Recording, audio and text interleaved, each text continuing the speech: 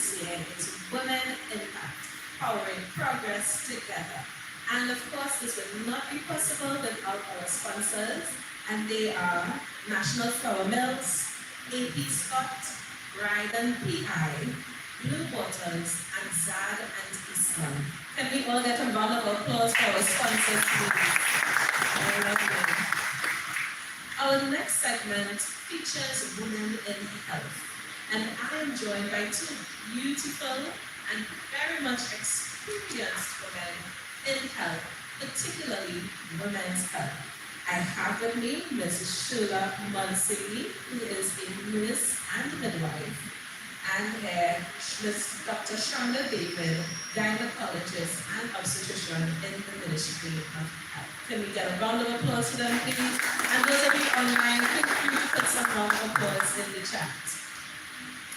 Ladies, I would love to know what made you pursue the field of health. So that's like my favorite story. Growing up, I got a lot of books as Christmas gifts, and at the age of 8, my mother gave me this book called Gifted Hands by Ben Carson. He is a neurosurgeon, and he would have grown up in a single-parent home, and he speaks a lot in the book about the things that he went through. But despite all of those things, he persevered, and he's able to be the person that he is today. And I was able to identify with a lot of the things in the story. And I felt, okay, I'm growing up in this really rural community. I'm in a single parent home.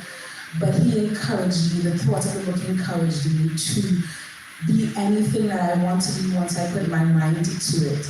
And initially, I wanted to be a cardiologist. And I'm not even sure why, particularly, but when I got to the age of 13, and I saw my menstrual cycle, I became so fascinated with the things that my body could do. And as I traversed into secondary school and into med school, by the time I got to the obstetrics and gynae rotation, it solidified the passion that I had for female, for me. So my desire to be an obstetrician really came out of the excitement that I had about being a female and the wonderful things that I thought my body could do. And I just love obstetrics and gynecology. I love the idea that you had this catalyst, which, and you believe in yourself that the being in a similar situation can do this.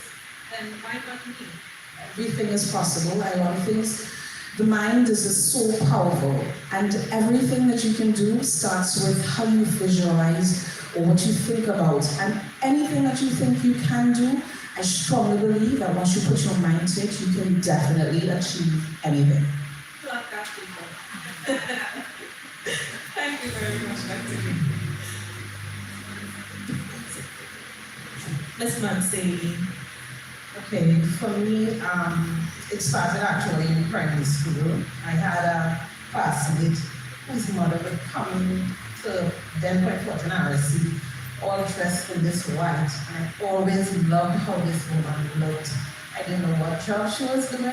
All I know, I loved how this woman looked. So I said to myself, whatever she is, I am going to be.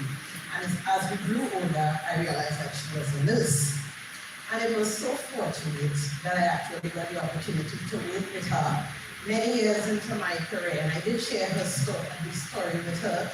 And I said, we start training the nurse because of you and I'm a nurse. I said, every time I see you, I just always remember. She said, you sure you remember me? And I was able to give her the story of her coming into school, what she was dressed in, the car she used to drive, everything. It was a story that was embedded in my mind. And even, I met her after I became a midwife. And as a midwife, she was a real mentor. She was somebody who had a passion for women, a passion for births and all of that. And she was somebody who, despite all the ups and downs, formed a great impression on me and made me be who I am here today. It's wonderful that both of you found your careers at such a very early age and pursued it. In doing so, what has been your most rewarding experience? To hear in obstetrics and gynecology every day is a rewarding experience. The opportunity to see new life or to see a life transformed just by a surgical procedure. And you go out to the public and people call you and say, Doc, and I'll be like, shh.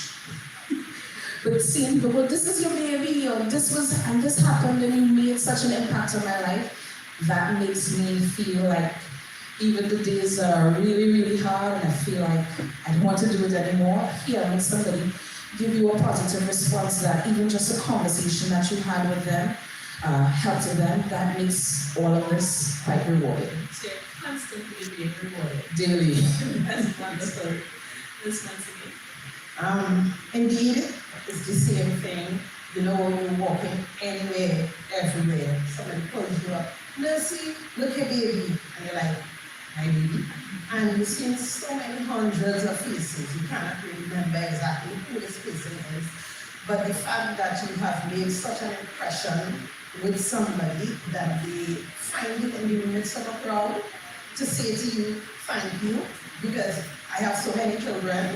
Everybody comes and say, this is your child, and this is the nurse that helped bring you here, you know, this is your child, and I'd be all over, and literally all over. I was in Tobago, and somebody said, listen, you don't remember me? I said, no, I don't remember you. She said, but hey, baby, it is a continuously rewarding thing to know that somebody cares so much that I made an impression in their life that they always coming to meet you, and that supersedes anything else I have ever done.